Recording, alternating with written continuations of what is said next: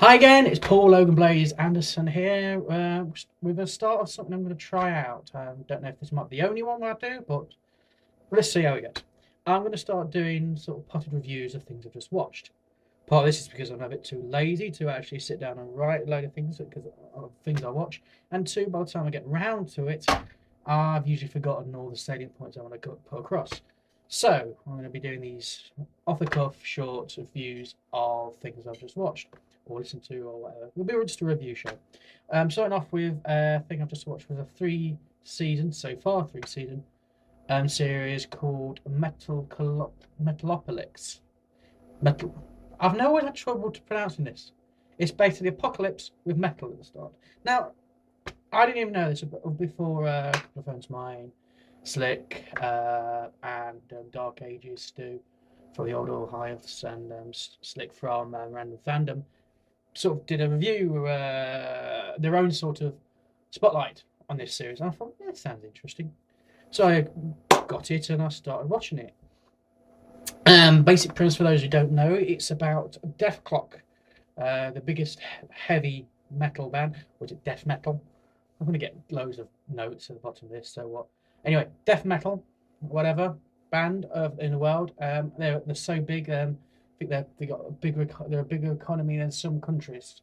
They've got loads of money, adoring fans to the extent that they can kill for people and they just get away with it. You know, they're huge and they put on these stupidly huge shows every week, and it's just about their life because they are just metalheads, big time. They're not like they're up themselves sometimes, but they're basically stupid idiots.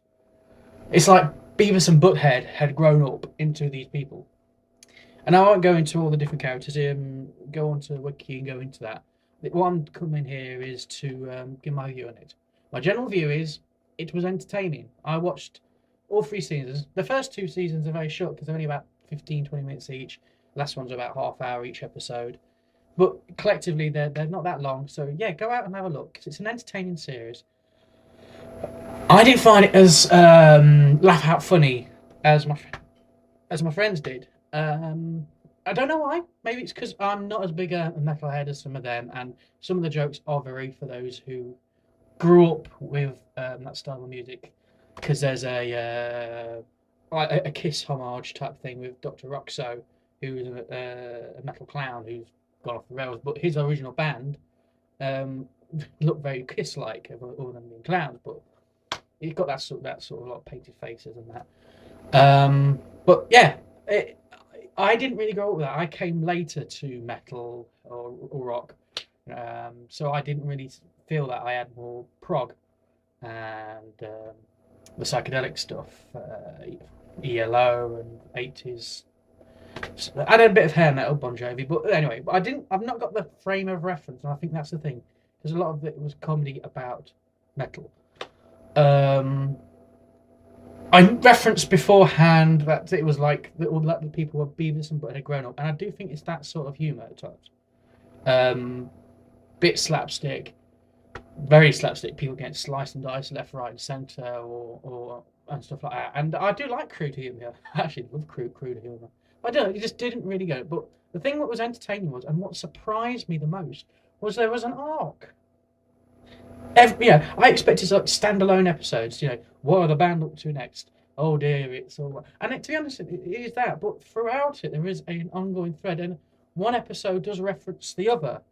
Things that happened way back when are called back later, and I like that. That really appealed to me. There was a sense of writing in there, and the underlying sort of there is a subplot. We won't go into it, but with a name Metal Apocalypse or Apocalypse, you sort of get an idea, and I like that. I sort of like the sub stories more than the main story. So generally, yeah, I would say go watch it. It's not boring or anything like that. It's an entertaining cartoon, and so it was out started in 2006 on Adult Swim. Reading off a wiki as I'm talking to you, but for me, it wasn't a laugh out loud.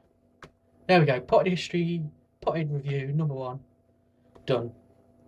If you want to know more, go wiki. Give me your views on this review. Or am I being an idiot? Should I look at it with new eyes? Whatever. Done. Bye.